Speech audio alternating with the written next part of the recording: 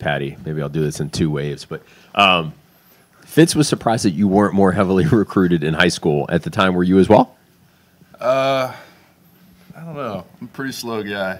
But I know a thing or two about football, and I love the game. Got a lot of passion for it. Regardless of the recruiting process, this is where I needed to be, and this is the place that fits me the most, so wouldn't want to be anywhere else. How slow are you? Pretty slow. Very slow, actually. You run the 40? I haven't ran a 40 since high school, and I ran like a 4.8, 4.7, which is decent, but it's still pretty slow.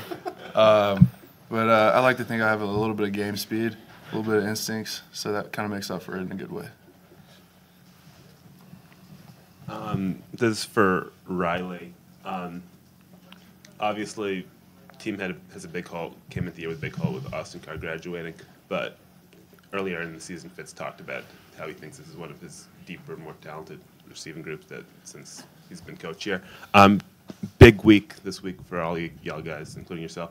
Do you feel like you guys have grown throughout the season? Do you feel like you guys are more on the same page with Clayton as the season's gone on? Yeah, I think we've, as a group, we've gotten more comfortable with Clayton and what we're doing. And I think we've got a lot more confidence in ourselves, too, which helps us go out there and play fast. And just from the start to now, I think personally I have a lot more confidence in myself at the receiver position. And I think just as a whole, we all do, especially the young guys that haven't played before this year. Charlie, between missing that 21-yarder in the first game and now hitting 3 of 3 on the road in a Big Ten game, how have you settled into your role into playing Big Ten football? I mean, it was definitely a transition, but I had a lot of help from older guys with the holder, Hunter Niswander, and the snapper, Tyler Gillikin, helping me out, keeping my confidence high, and now I'm just on a roll, and it's no different than practice or any other kick.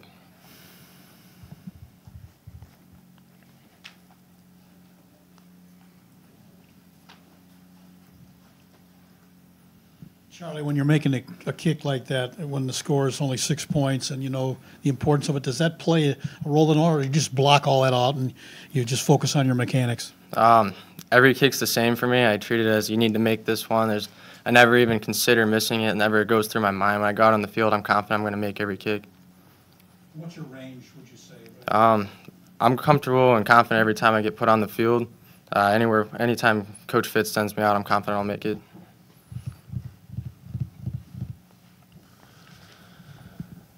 Charlie, you say every kick's the same for you. Kind of how important is that for a kicker, and when did that mentality develop for you? In high school, I had a really good kicking coach with me, and I learned real early on that if you had any sort of different mindset to any kick, it was going to affect it a lot, and you had to treat every single one the same.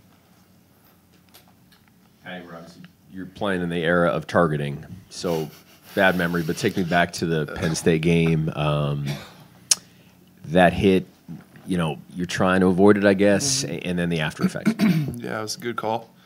Bad play on my part. Should have let up. Need to be more disciplined in that situation. As far as emotion goes, pretty emotional afterwards. Got in the locker room and told Coach Fitz this. You know, I felt like I let the team down. Felt like I let the defense down, and you know, in that situation, that's where I need to be more disciplined. Need to be smarter, so things like that don't happen again. How emotional were you? I mean, were you crying? Were you like really sad? What was it like? Yeah, I was sad. You know, wasn't crying or anything, but definitely felt feeling of remorse that just let the defense down, let the team down. Yeah, I was really, really hard on myself, really down on myself afterwards. And is ejection the right penalty, or is that too? Yeah, man, I think the rules are the rules, and you gotta follow the rules. And I think the NCAA committee has done a great job with establishing the rules in that specific field. So you know, you just got to play in the confinement with the rules.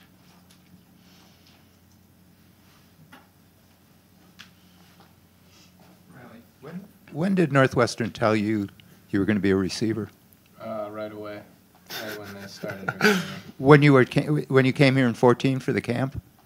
I got moved to receiver halfway through. That camp? Yeah, and then right away when I started talking to them, they said, "You're just so you know, we're going to put it out there. You're playing receiver here, not quarterback." So How do you respond to that? How do you think?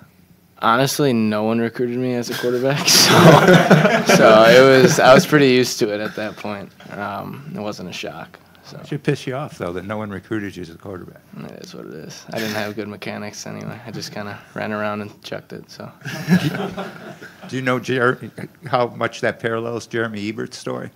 I've heard that was one of the first people that when I came here on a visit, they showed me, or they talked about him all the time. So I mean, I've heard the story. But he was a quarterback in Yeah. high school, et cetera, et cetera, et Yeah. cetera. And Cameron, having a father who's a professional athlete, how does that help? What benefits do you get from that as you're growing up? Well, the cool thing was, ever since I was a little kid, I always wanted to be like him. So, growing up, there was an image that I saw in my everyday life experience where I got to see him, how he used to play, get to understand like the knowledge that he had of football because he was a running back, and he always explained to me just different sides of football that I never understood, or he would really teach me more than show me. So that was kind of a really big thing in my growing up with football itself. And, yeah. Back when Billy Donovan was coaching the Florida basketball team that won national championship, Joakim Noah was one of his players, and Billy used to say that he thought children with professional athletes as parents just sort of by osmosis learned because they watched their parents go around, how they went about their business, what you needed to do to be successful. Is that the case at all with you? I guess it was. My dad actually taught me how to catch a football when I was 2 years old with just my hands rather than body catching it. But that was something that it was just a game for my sister and I.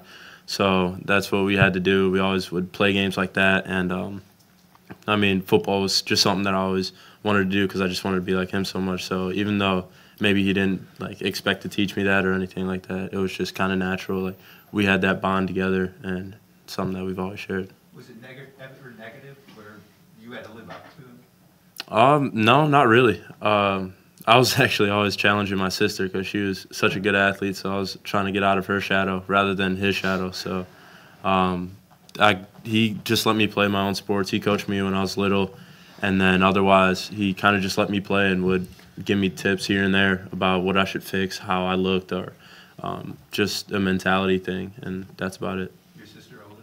Yes. Yeah, she's a year older than me. Is she playing sports now? No, she stopped playing sports, but she was always a really good athlete. She even played football too, which was pretty cool.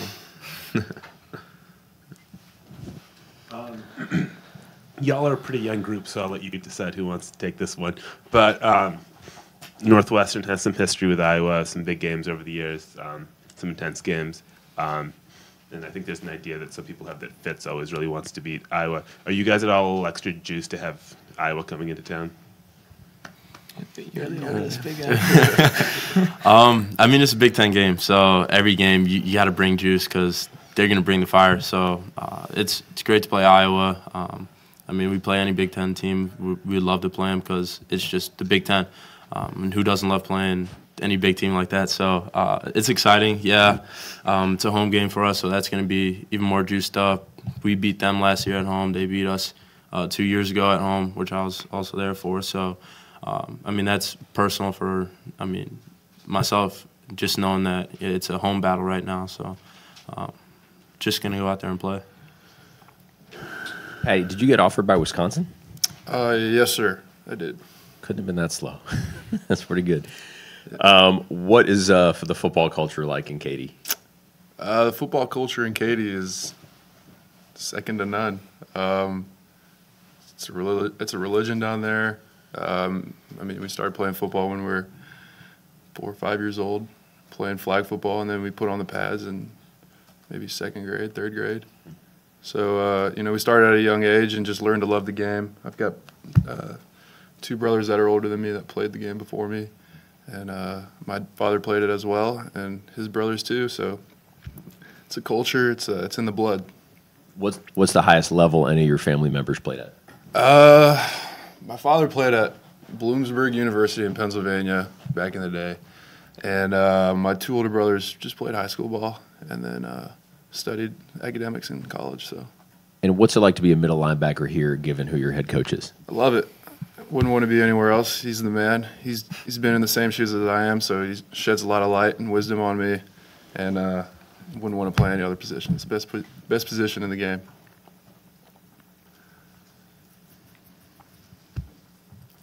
I got to follow up on that. What makes it the best position in the game? Get to fly around, baby. Get to hit, make plays. What's the last thing you said? Get to make plays. Cool. Yes, sir.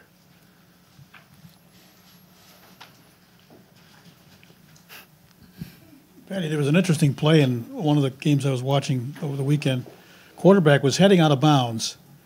Guy was up right on him, and then he faked it and went down the field for another 10 yards.